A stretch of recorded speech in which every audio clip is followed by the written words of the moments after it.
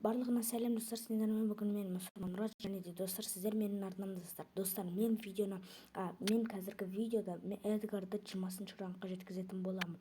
Және де достар, мен видеоны бастамай жатып, сіздерге маған қанша пайыз адам 5 подписки көретінін көрсетейін деген едім. Одан кейін видео басталады. Достар, міне қараңыздар. Менде 5 подписки 63% адам, ал с подписки 36% адам. Мен ютубтан, творческий студиядан қарасам, маған 110 адам тіркелмей көреді. Достар, бұл не? Не бұл?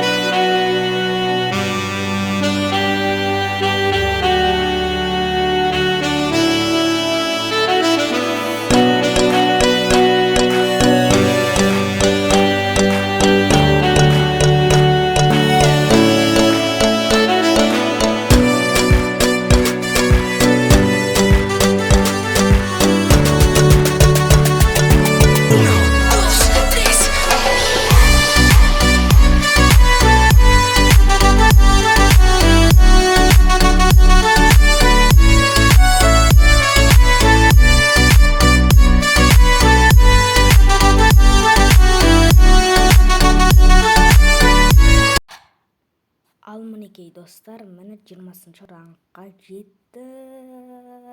48 кубок, 270 жетон, 935 очки силы, 20 ранг. Эдгар.